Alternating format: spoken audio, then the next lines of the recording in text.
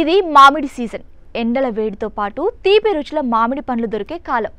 ఈ సీజన్లో మామిడి పండ్లు తింటాం, కానీ తొక్క మాత్రం తీసి విసిరేస్తూ ఉంటాం.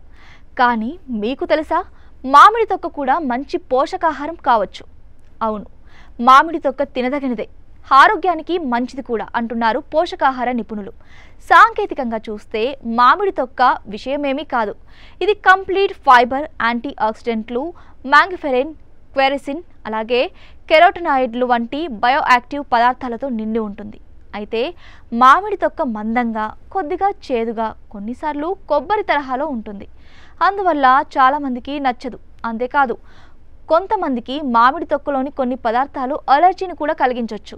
మామిడిని తీసేటప్పుడు మురికితో పాటు చర్మంపై మంట వచ్చినట్లయితే తొక్క తినకుండా ఉండడమే మంచిది.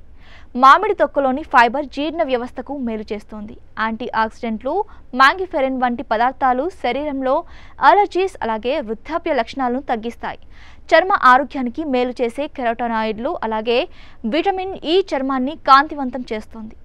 అలాగే కొన్ని పరిశోధనలు మామిడి తొక్క బ్లడ్ షుగర్ను నియంత్రించడంలోనూ సహాయపడవచ్చని చెబుతున్నాయి. మామిడి తొక్కతో చట్నీ కూడా చేసుకొని తినొచ్చు. ఎండబెట్టి పొడి చేసి తయారు చేసుకోవచ్చు. దీన్ని స్మూతీస్లో లేదా మసాలా మిశ్రమాల్లో కూడా కలుపుకోవచ్చు. అయితే మామిడి తొక్కపై పురుగు మందుల అవశేషాలు ఉండొచ్చు. తొక్క తినాలంటే ఆర్గానిక్ మామిడిని మాత్రమే ఎంచుకోవాలి. అలా దొరకని పక్షంలో నీళ్లలో 1 టీ స్పూన్ ఉప్పు, 1 టీ స్పూన్ పసుపు కలిపి 10 నుంచి 15 నిమిషాలు నానబెట్టిన తర్వాత శుభ్రంగా కడగడం ద్వారా కాయపై అలుముకున్న పెస్టిసైడ్స్ ఏవైనా ఉంటే తొలగించవచ్చు.